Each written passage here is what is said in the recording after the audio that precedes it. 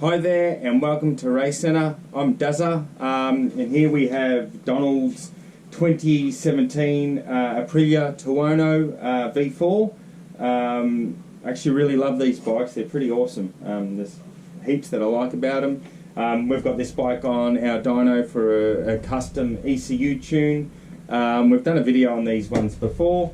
I thought I'd just do another little one on Don's bike for him. This one actually has an Akra slip-on on it and also is running the Baffle in.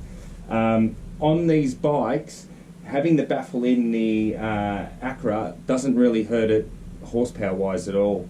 The reason Donald's running the Baffle in is just to keep the noise down a little bit. As I said, it doesn't really hurt power at all.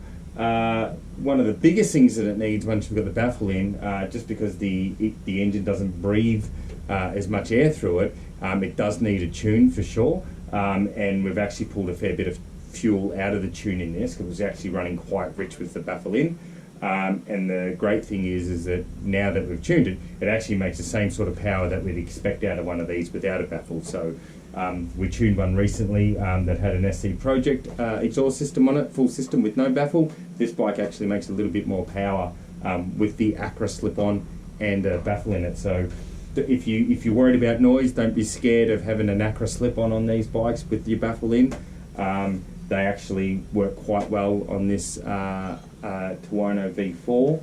So that's the first thing. So we've done a fair few of these, so we've got some base maps that we use and we've loaded that in and then just tuned it really nicely for that Baffle in.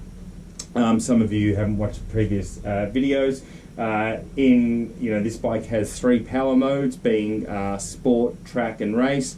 If you're actually not familiar with them, it might be surprising to you, but sport is the most aggressive and delivers the power the fastest, which is not really that intuitive. Our human brains would think that sport would be the slowest, track would be the next one, and then race would be the fastest. We remap those throttle maps. Compared to a lot of bikes on the market, the Aprilia TUono's, the throttle maps are pretty awesome. The relationship between the throttle, the twist grip and the throttle bodies is very linear, which we love, so that's really good. Big tick to Aprilia on that. They're awesome. The only thing with the stock modes, there's nothing necessarily wrong with them. Low down, anyone who's ridden one of these has got so much grunt low down.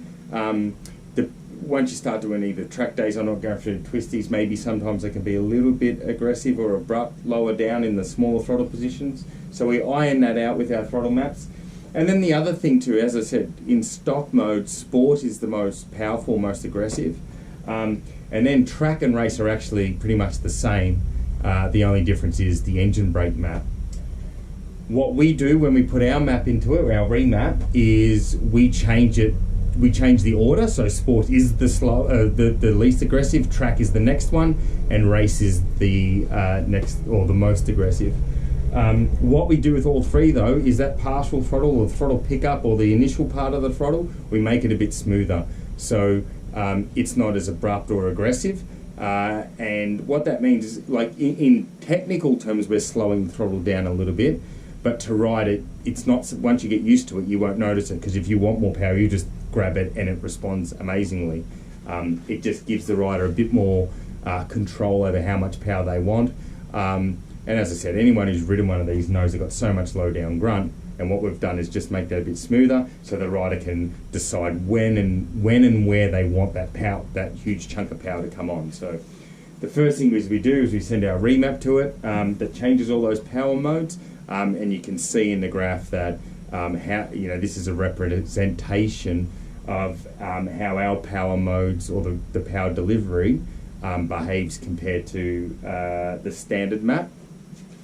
So once we've got that in there, we then do the fuel tuning, where we're taking the exhaust air-fuel ratio samples using the dyno.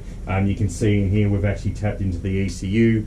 We're logging the twist grip, the actual throttle bodies, the RPM. They're getting all the fuel measurements and then making adjustments. on this particular model, we make a lot of adjustments.